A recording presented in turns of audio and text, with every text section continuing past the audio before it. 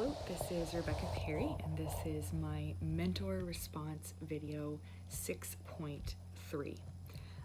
Today, Monday, February the 24th, I met with my mentor, Kate Young, at a local coffee shop for about an hour and 45 minutes. Again, we had a wonderful discussion, and today we discussed the book Sacred Pathways. And so I kind of walked through with her my understanding of the different 9 pathways, and I shared what I felt were my 3 after reading all of the different 9 and taking the assessment. The ones that I ranked the highest with was aesthetic, and then traditionalist, and intellectual. So I went through those with her and kind of expressed what how I felt that was, if it was right or not, which I really do feel that those seem to be my 3 biggest.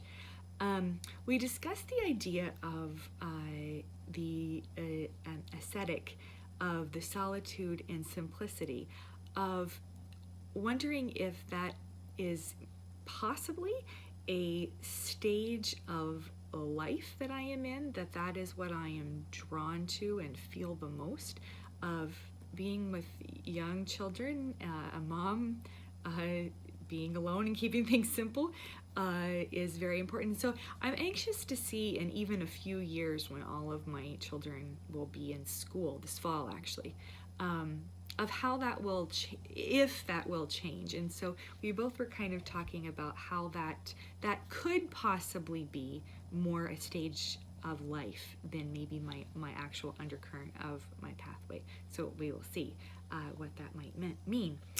We also looked at the ones that, the different pathways that she kind of resonated with. She was eager to get this book when I'm finished. She would like to read it. And so she kind of gravitated toward the traditionalist as well, but the sensate really resonated with her.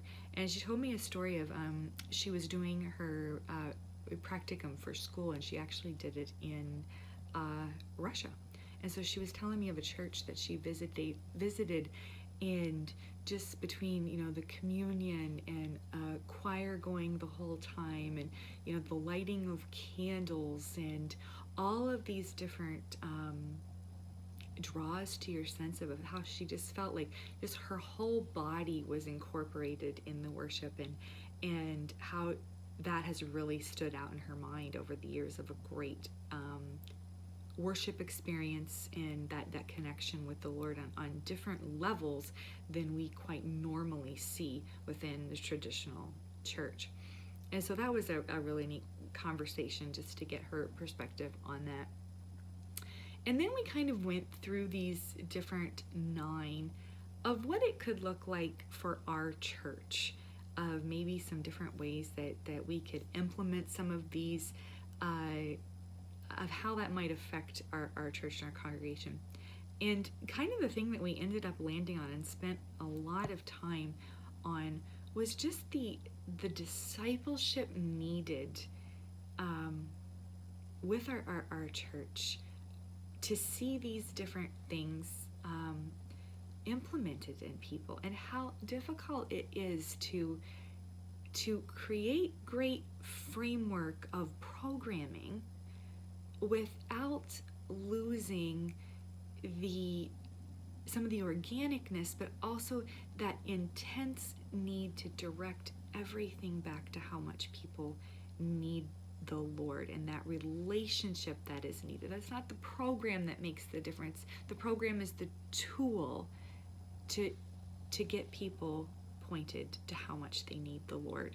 Whether you've been a believer for years or you're brand new, you just constantly need reminded of how much you need the Lord. And so it was really neat to just kind of see how these different personalities and different takes